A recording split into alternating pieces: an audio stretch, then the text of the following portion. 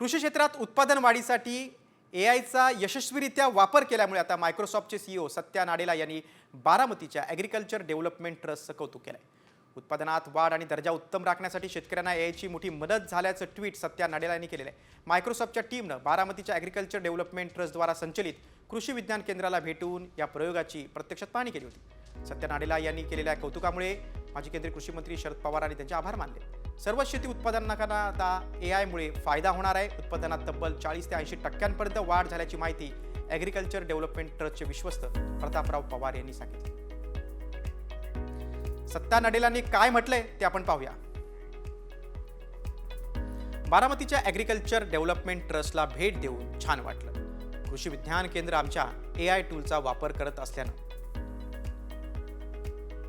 उत्तम दर्जा आणि उत्पादन वाढीसाठी शेतकऱ्यांना मोठी मदत होते।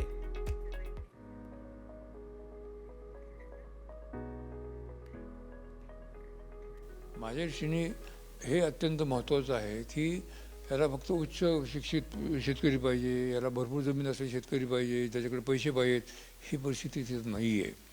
आणि हे सुद्धा या संशोधनाचं मोठं यश आहे असं मी म्हणतो। म्हणून हा जर आपण गेम चेंजर म्हणतो की आज रुपया आणि जर सांगायचं म्हटलं तर अगदी आम्ही जरी 80% 100% उत्पादन वाढवलं असेल तर आम्ही 40% धरतो आहे।